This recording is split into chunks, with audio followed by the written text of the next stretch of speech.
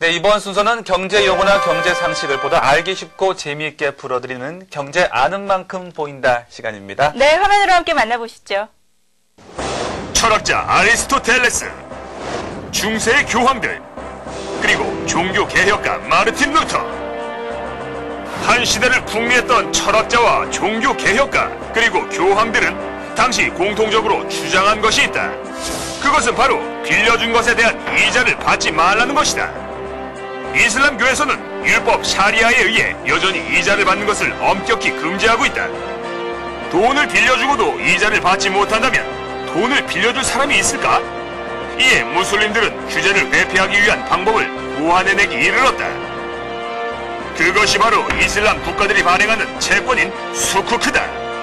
수쿠크는 아라비어로 체크라는 뜻을 갖는 사크의 복수형으로서 이슬람 채권으로 해석을 하시면 됩니다. 일반 채권과 동일하게 채권 발행을 통해서 자금을 조달한다는 점에서는 동일하지만 그 자금을 조달한 후 운용하는 방식에 있어서 기존 채권과 다르게 이자를 배제한 이슬람 금융의 방식에 따라서 운용을 해야 됩니다.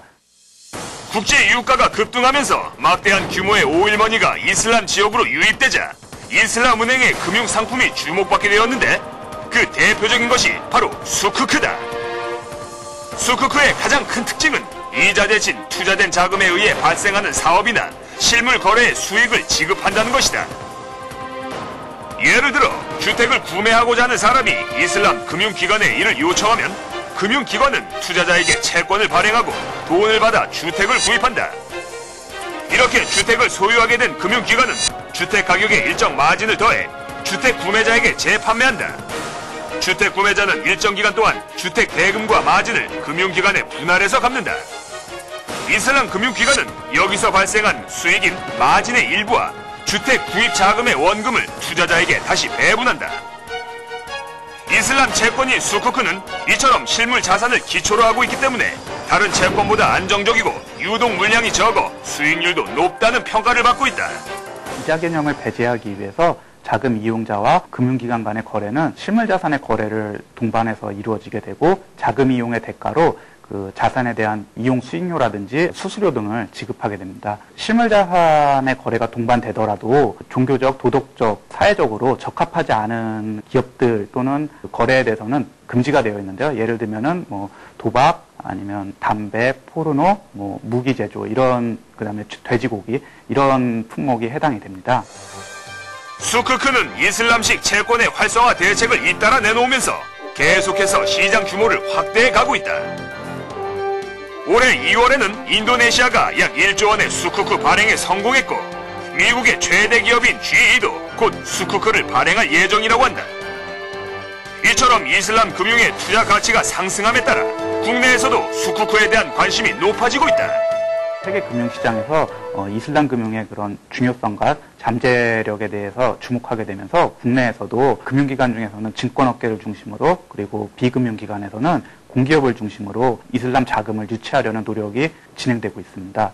이슬람 채권 같은 경우에는 이자 대신에 배당금이나 임대료 등을 이자 대신 받고 있기 때문에 현행 세법 체계상에서는 기업들이 이슬람 채권을 발행할 경우에 비용 절감 혜택을 받을 수가 없습니다. 이슬람 채권 같은 경우에는 실물자산 거래를 동반하기 때문에 취득세 등 여러 가지 그 세금이 붙게 되는데 이러한 부분에 대해서도 그 이슬람 채권 도입에 걸림돌이 되고 있습니다. 그 정부에서는 기존 외화 표시 채권과 동일하게 세대상의 혜택을 주기 위해 현재 세법 개정을 추진하고 있지만 일부에서 그 테러 자금 유입이나 또는 특정 종교에 대한 혜택이라는 이유로 반대가 있어서 현재 진통을 겪고 있는 상황입니다.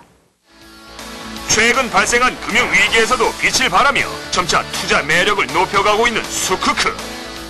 이슬람 채권에 대한 세계적 관심이 높아지고 있는 만큼 우리도 채권 발행에 대한 어려움을 해소시키는 방안을 모색해 보다 활발한 투자를 이뤄내길 바란다.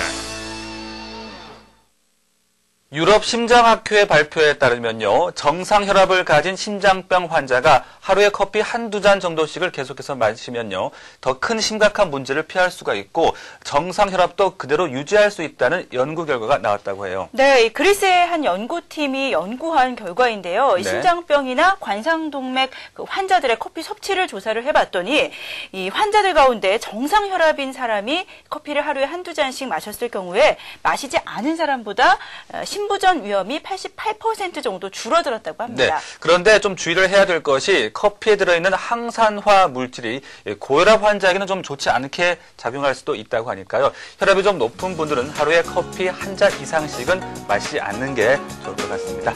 자, 저희 시간 다음 주에 더욱더 알차고 재미있는 경제 이야기 갖고 찾아오겠습니다. 함께해 주신 여러분 고맙습니다. 고맙습니다.